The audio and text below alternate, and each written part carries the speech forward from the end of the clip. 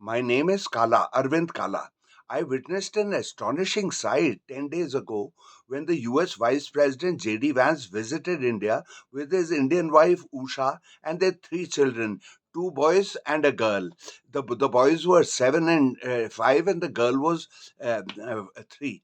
Now, they visited, the entire family visited PM and the Modi in his home. And the astonishing sight I saw was, Vance was on one side and Modi was on another, as it usually happens, and Vance had his older son, in his arms like that, like a father does, and I saw Vance prodding his son to go and sit on Modi's lap, which the obedient kid did.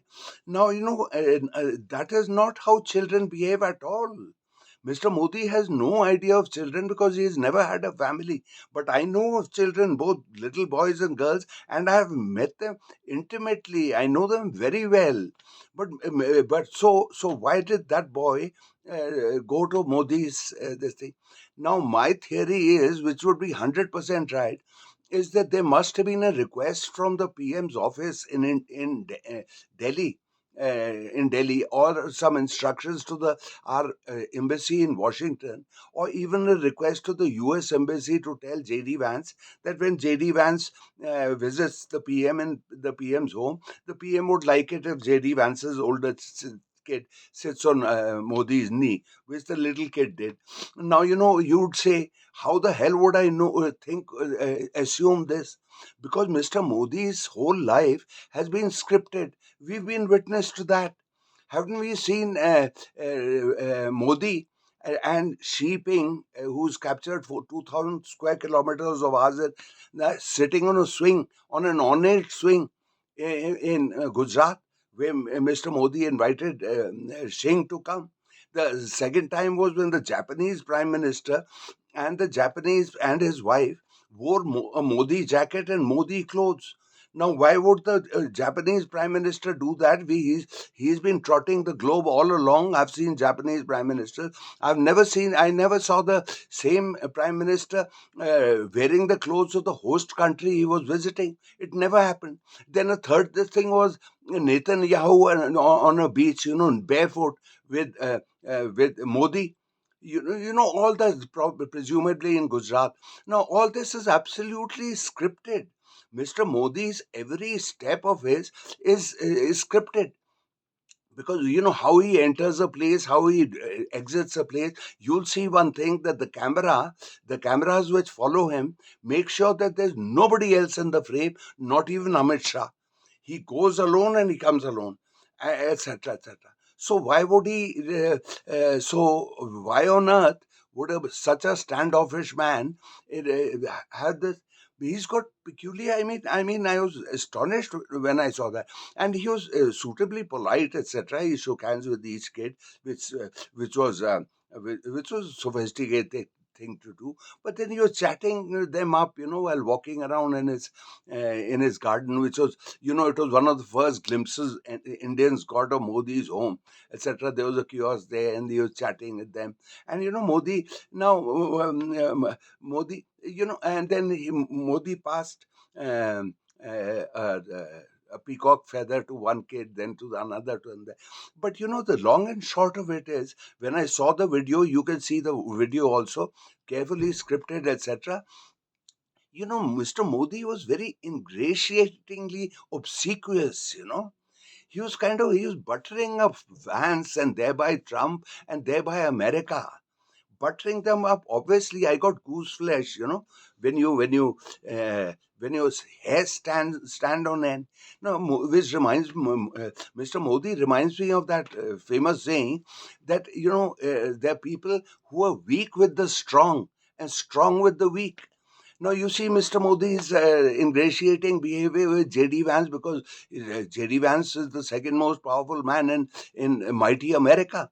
And here in India, Mr. Modi has never. Have you ever seen, my friends, in 11 years of office, have you ever seen Mr. Modi shaking hands with an Indian? Have you ever seen him hugging an Indian? Have you ever seen him patting somebody on the back. He was an RSS man for 60 years. He would know so many of those party men very, very well. But he's completely standoffish. He's completely unsmiling. In India, nobody sees him smile. He greets people with a distant namaste, preferably from a podium 40 feet high. He gets into his plane and he flies off. Nobody ever sees him. And he shuts off India and Indians when we see him in Parliament, where he's invariably sitting with his arms folded. Now, this is a universal sign of a person who's shutting off the world or shutting off everybody who's around him. So here it's always there. With Usha Vance and JD Vance, he was wreathed. His face was wreathed in smiles. He was just very ingratiating. But one thing, hats off to the guy. I think I've been urging him for years and years that when you meet country leaders, um, don't envelop them in a bear hug like that, which Modi's was used to do, because other leaders don't like it. So, but in one this thing, he met Vance very appropriately. He shook hands with Vance, and as thing happened, and Modi brought his right shoulder against Vance's right shoulder, which is how country leaders greet one another.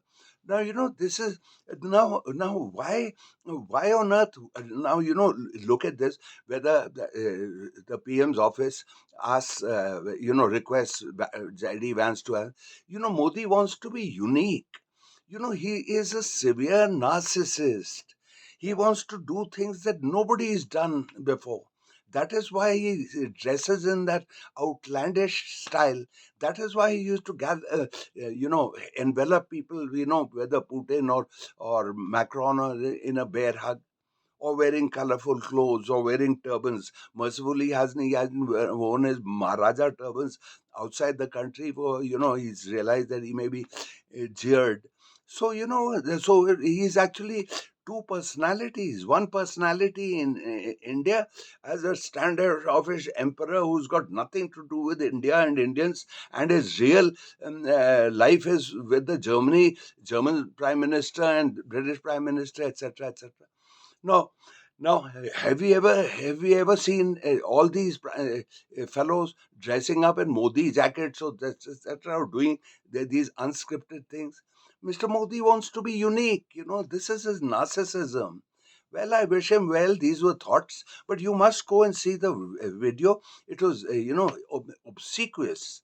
There's something, when a guy, it's like, some little executive would be if Mukesh Ambani came into his vicinity. The fellow will do like that, and that's what. Well, friends, I've made a point. You please see that video, and uh, I shared my thoughts with you. I'll bid you farewell, man. Please forward this video to everybody you know. See you later, alligator.